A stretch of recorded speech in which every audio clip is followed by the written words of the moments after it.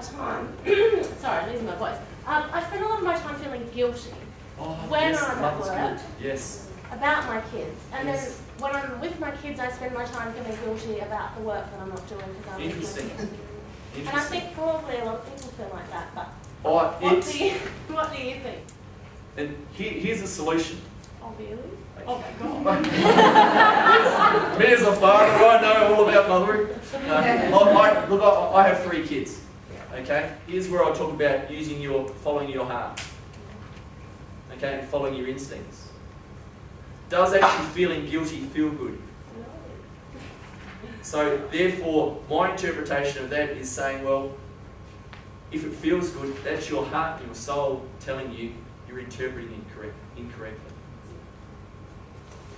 Does that make sense to you?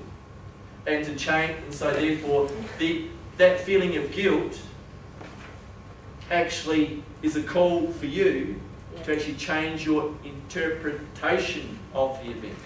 You've got a choice. You can either change the events and circumstances around you, or you can change the interpretation. One's a lot easier than the other. And then to understand that that's actually a choice. Okay? So my suggestion in that particular scenario is to actually interpret it in a way that makes you feel good. To ask yourself, because when we're feeling bad, we're often asking ourselves, what's bad about this situation? Oh, this makes me feel guilty. What makes me feel great about this situation too? Balance it up. Because then you'll see, and if you're finding it hard, well, what makes me feel great about it? Or what could make me feel great about it? Okay? Yeah, that's good actually. I think that's a good point. Too. Because I think I think most mums probably do dwell on that negative side, and we should probably think about the positives that come out. Yeah. Oh, because we're all to understand that these are perfectly understandable human things to do. Well, I run a business, and I have children, 2 children under 4, and it's just really, it's quite, like what you said before really resonated with me about how I think it suddenly all just comes down on you at that point where you suddenly got children and then your career's blossoming and you're thinking, oh my gosh, how do I do everything? Yes. And you have that guilt factor, just to make it all a little bit worse. So I guess that's why I came. But yes, there's no. So do you have anything to add to that? I think I'm a teacher, and I'm a bit luckier, I guess, that I'm not in the business world, private sector, that I do get things like school holidays, and it is a little bit more flexible in that regard. That with my daughter, I can go there for the pickup because we actually are lucky enough to finish at 2:30, and her pickup's 3 o'clock, and things like that. But I always look at the other side of it.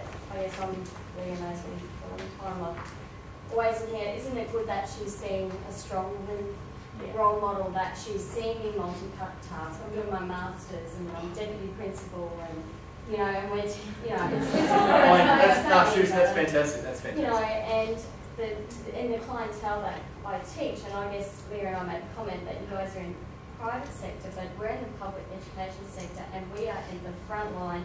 We're not in the leafy green suburbs. We're in Ipswich, where there is massive issues that, we're buying kids their school books, we're, changing dirty pants because they're not trained to prep.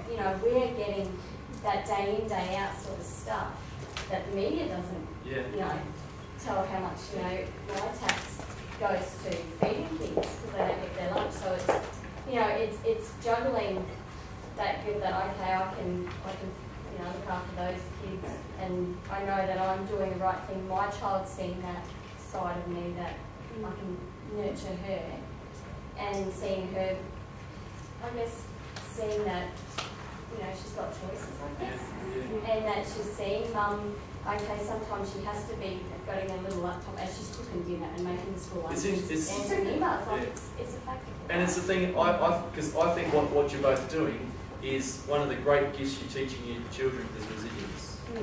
The role of the parent, and this is a thing that has caused debate when I've spoken to groups of mothers, but I think mothers should stop putting their family first.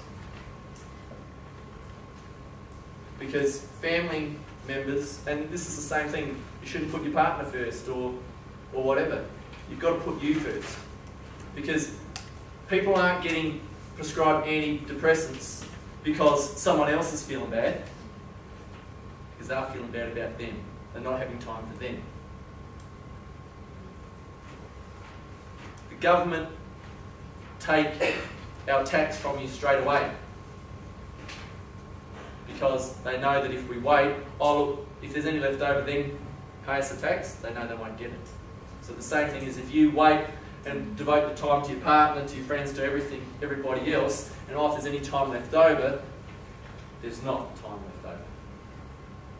Okay? There's a World Health Organisation study that showed that Australian parents are the most stressed out in the world, and Australian children are the least resilient.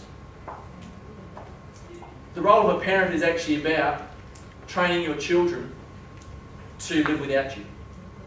And what better ways of doing that than actually showing them that? So I commend you for doing that.